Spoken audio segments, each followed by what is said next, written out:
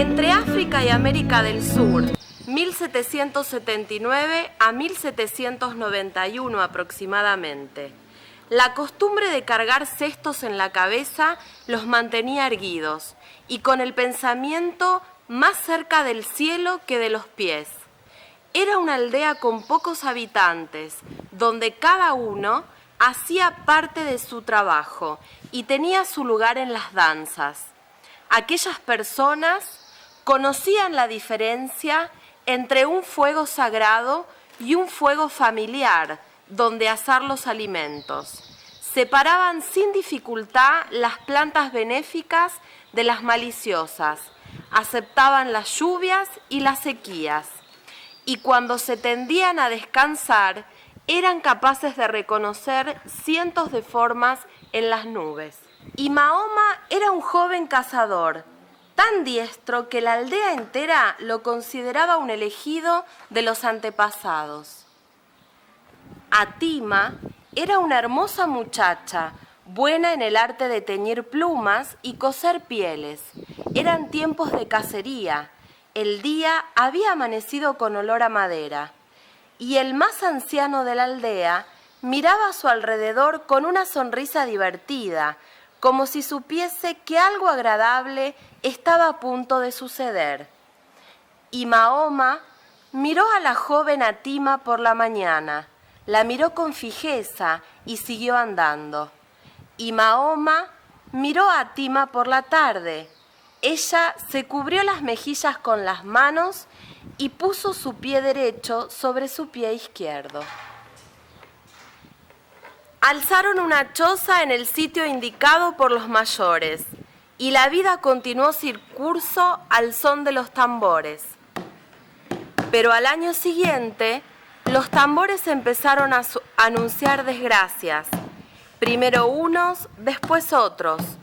Todos los tambores resonaban con mensajes confusos, como si no estuviesen seguros de sus visiones, o se apenaran de asustar a los hombres con tan malas noticias.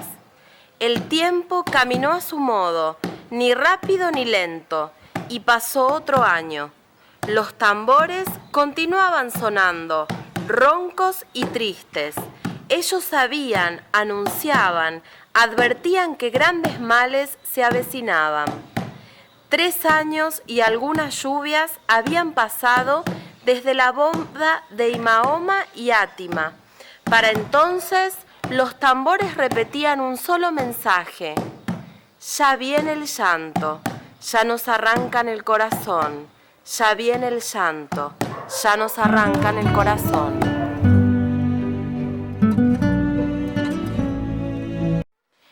Atima se había alejado de la aldea buscando frutos comestibles. Su pequeña hija estaba junto a ella. La niña iba a cumplir 3 años y eso significaba que todavía llevaba el nombre de sus padres. Cuando cumpliera 12 años, ella misma elegiría el nombre para el resto de su vida. Mientras tanto, era Atima por su madre y era Mahoma por su padre. Es que la gente de aquellas aldeas les daba a los nombres su justo tiempo y su verdadera importancia. Atima la madre y Atima y Mahoma la niña juntaban frutos y cantaban, pero no estaban solas, ni a salvo. Muy cerca de ellas, unos hombres de piel descolorida las miraban desde la espesura con ojos brillantes como monedas de plata.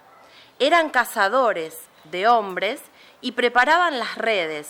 Se humedecían los labios con la lengua, tensaban sus corazones. Los cazadores comenzaron a avanzar sin hacer ningún ruido. Atima y Mahoma preguntaba cantando, Atima su madre respondía del mismo modo. Los cazadores tenían órdenes precisas. Aquella vez debían ser niños. El mercado de esclavos los necesitaba y pagaba por ello buenas sumas de dinero. Además, cabían mayor cantidad en un barco, requerían menos alimentos y ocasionaban pocos problemas. Atima le dio a su pequeña hija un fruto rojo y repleto de jugo. Átima y Mahoma lo mordió con gusto y el jugo dulce le ensució la boca. Los hombres de piel descolorida eran igual que Mahoma, grandes cazadores, pero Mahoma cazaba con lanzas y ellos con redes. Mahoma cazaba animales para que la aldea entera tuviera alimento. En cambio, la red de los cazadores cayó sobre Átima y Mahoma, sobre su vida, sobre su boca sucia de jugo rojo. La pequeña creyó que se trataba de una lluvia distinta a la que conocía. Quiso extender los brazos hacia su madre, pero las sogas la atraparon más todavía. Sus ojos negros cabían perfectos, húmedos, en los agujeros de la red. Átima, la madre, peleó contra los cazadores tanto como pudo y gritó con la fuerza de 7 gargantas. Sin embargo, era apenas una delgada mujer que nada podía contra un grupo de hombres. Cuando acabó de comprenderlo, Átima se desprendió de la cintura una bolsita de cuero y se acercó a uno de los cazadores suplicando en su lengua. Las súplicas se comprenden en cualquier idioma y en casi todos los corazones pueden quedar ventanas abiertas. El hombre que estaba al mando entendió lo que Átima deseaba, tomó la bolsita de cuero y comprobó su contenido. Dentro de ella solo había un pequeño espejo. ¿Quieres dárselo a tu niña?, preguntó. Átima lo miró esperanzada. Entonces el hombre metió sus grandes manos por la red y colocó el amuleto al cuello de Átima y Mahoma. Y en ese gesto agotó su bondad. Átima y Mahoma se iba para siempre. El barco en el que la llevaron, con otros cientos de esclavos, cruzó el ancho mar hasta llegar a una tierra donde la gente compraba gente.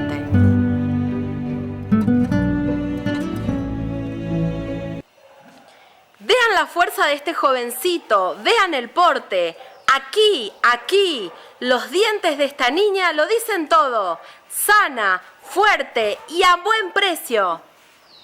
Los esposos Fonteso y Cabrera caminaban por las calles del mercado de esclavos. Aquel día no tenían intenciones de comprar, solamente habían ido a curiosear y a comentar los últimos sucesos. Habrá que decir que se trataba de gente importante, para la cual la ciudad no tenía secretos. «Mire esa niña», la señora Fonteso y Cabrera detuvo a su esposo tomándolo del brazo. Enseguida se acercó a una de las pequeñas que estaba en venta y le sonrió. Átima y Mahoma lo miró con seriedad, aunque sin miedo ni enojo. «No pretenda comprarla», se adelantó su esposo. «No es necesaria ahora». «Es verdad», admitió su esposa, «pero mire sus ojos». «Mujer, he dicho que no nos hace falta». La señora Fonteso y Cabrera tenía una opinión distinta y la expresó con entusiasmo.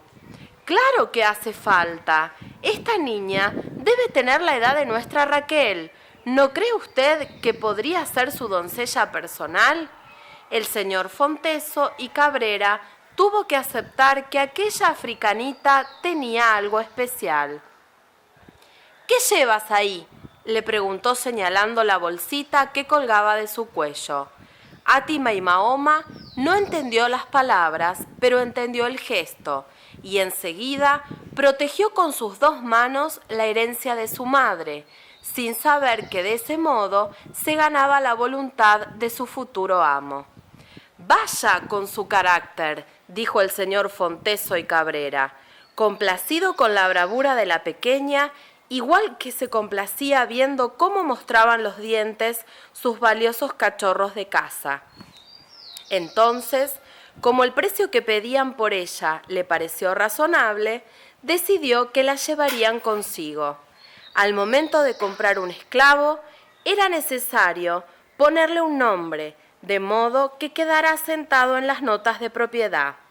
«La llamaremos... ¿Cómo la llamaremos?». Entre todos los niños que estaban a la venta, aquella era la única que no profería sonido alguno. Entonces el señor Fonteso y Cabrera encontró el nombre que buscaba. La llamaremos Silencio, dijo. Bien podría decirse que Silencio fue afortunada. El matrimonio Fonteso y Cabrera tenía una sola hija, y Silencio fue destinada a ser su doncella. Silencio fue tratada con benevolencia, recibía buena comida, buena ropa y buen trato. Pasaba casi todo el tiempo con Raquel, obtenía algunos de sus juguetes en desuso, compartían sus dulces.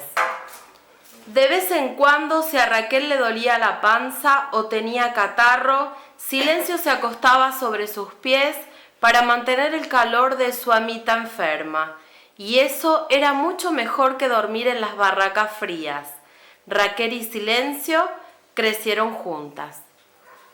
Raquel aprendía las danzas de salón y luego se las enseñaba a Silencio.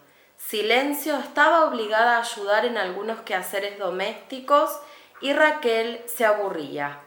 Cuando Raquel tuvo que aprender las labores que correspondían a una niña educada, se empeñó en que Silencio aprendiera con ella.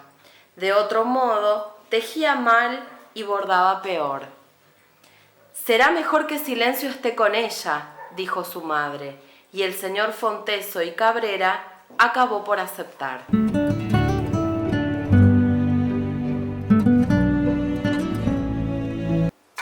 Raquel creció con alegría y Silencio agradeció la suerte que le había tocado en casa de sus amos. En la cocina, Silencio solía escuchar los relatos que las cocineras negras hacían sobre tormentos y castigos que recibían los esclavos en otras casas. Lluvia de azotes si se les veía un mal gesto, cadenas si desobedecían o haraganeaban, muerte por sed si intentaban escaparse.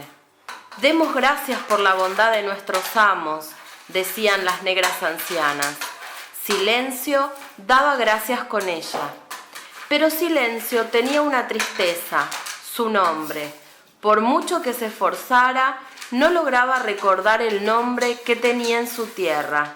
Mientras más intentaba recuperarlo, más se alejaban los sonidos, y una voz de mujer, llamándola, se mezclaba con los trinos y los rugidos de una selva distante. A veces Raquel encontraba Silencio mirándose en su pequeño espejo, con los ojos perfectos, húmedos. «¿Estás triste, Silencio?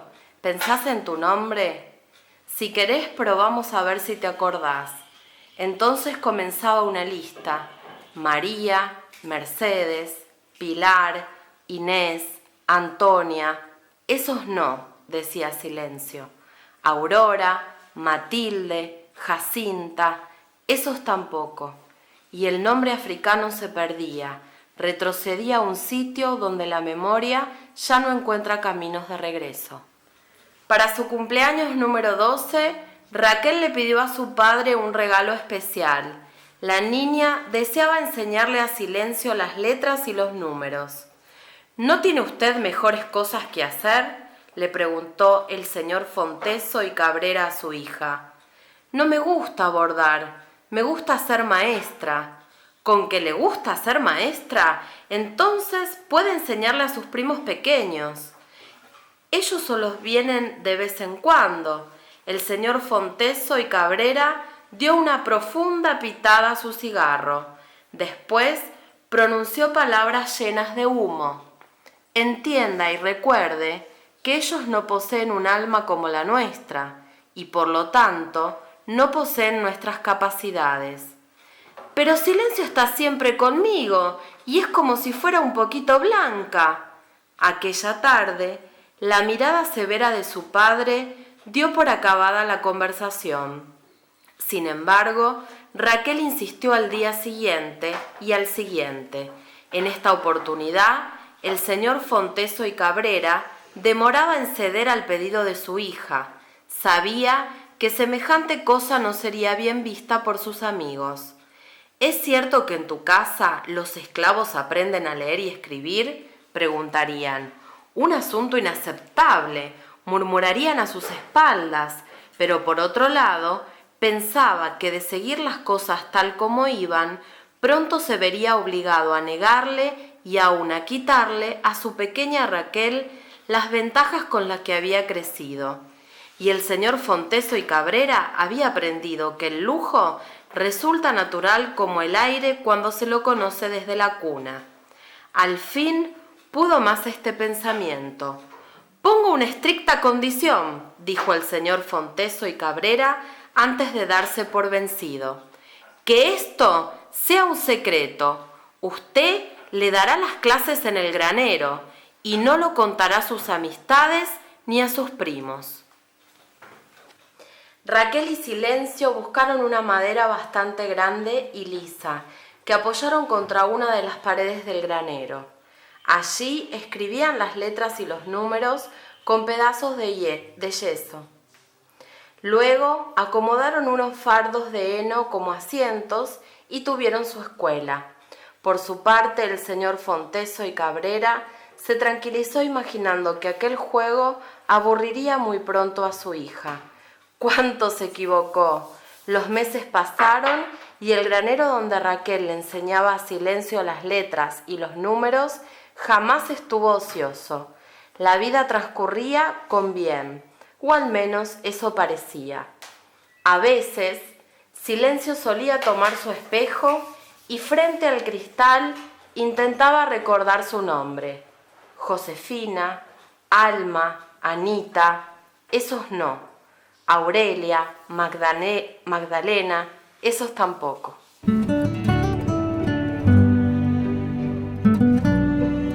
Era una siesta calurosa de diciembre del año 1791 en la ciudad rioplatense. El señor Fonteso y Cabrera y su esposa mandaron llamar a Raquel para hablar con ella sobre algo importante. Aquello no hubiese sido extraño.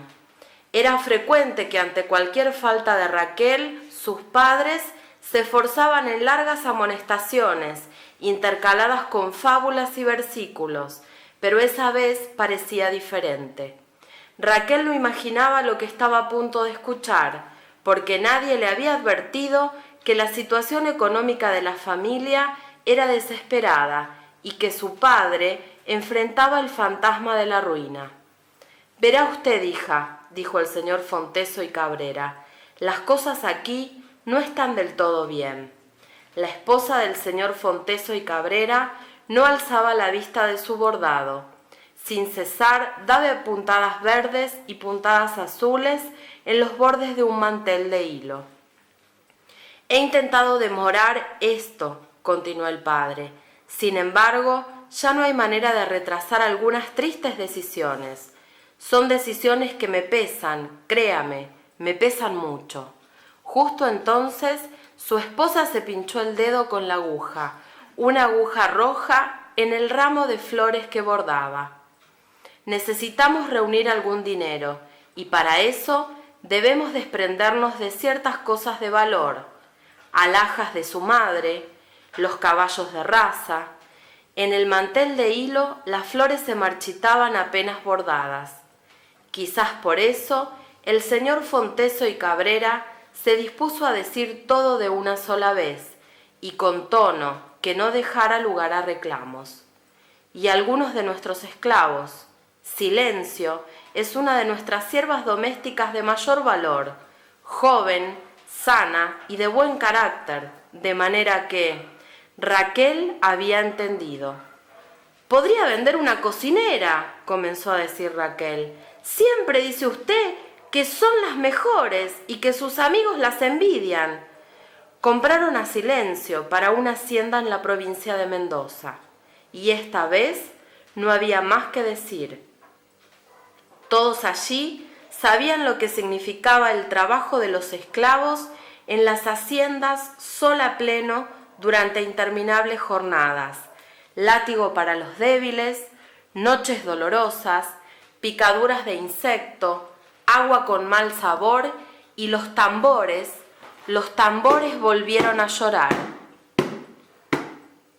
En aquella oportunidad, Raquel comprendió que de nada valdría pedir ni encapricharse, Además, las palabras de su padre le traían otras preocupaciones. Mi piano se quedará aquí. Por supuesto, Raquel, tu piano se quedará. El señor Fonteso y Cabrera dio por terminada la conversación. Ve y dile a Silencio que junte las cosas que le pertenecen. Mañana vendrán a buscarla. La señora Fonteso y Cabrera seguía bordando flores muertas. Muy pocas cosas tenía Silencio, y ni siquiera se las llevaría todas. Apenas armó un bulto de ropa. Después tomó su espejo y se fue al granero, donde aprendía letras y números. Pasaría allí la última noche, y allí esperaría a sus nuevos amos. El granero estaba solitario. En el pizarrón, que se apoyaba contra la pared, permanecía escrita una parte de la clase dedicada a la letra M. Silencio sostuvo frente a su rostro el pequeño espejo enmarcado en ébano. Entonces comenzó a moverlo muy despacio. De ese modo podía ver en el reflejo del cristal el sitio donde había sido feliz, las altas ventanas, los techos de madera oscura, los fardos de heno, el piso de paja, un recipiente de tinta olvidado. El espejo le mostró también el pizarrón, con las palabras que ella misma había escrito 2 días antes.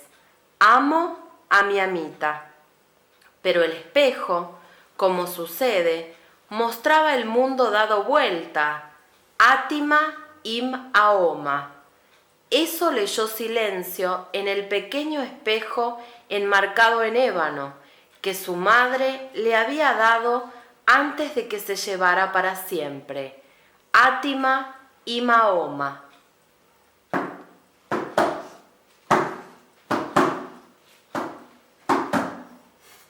En el revés de las cosas podrían haber dicho los tambores, en el revés de las cosas suele estar la verdad. Al día siguiente, a Raquel le costó trabajo entender por qué Silencio no estaba llorando. «Porque tengo 12 años y puedo elegir mi nombre». «¿Ya lo hiciste?», preguntó Raquel. La esclava asintió con la cabeza y con la sonrisa. «¿Qué nombre elegiste? ¿Aurelia? No». «¿Josefina? ¿Alma? ¿Anita? No». «¿Remedios? ¿Magdalena? Tampoco». «¿Qué nombre elegiste? ¿Esther? Ese tampoco». «¿Qué nombre elegiste?» «Atima y Mahoma». Raquel no había entendido y volvió a preguntar. «¿Qué dijiste?» «Atima y Mahoma», respondió la esclava. «¿Y cómo se te ocurrió ese nombre?» «No fui yo, me lo dio el espejo». Raquel movió la cabeza igual que a veces lo hacía su madre. «No hables así. Tus nuevos amos se van a azotar por andar repitiendo hechicerías de negros. ¿Me entendiste?»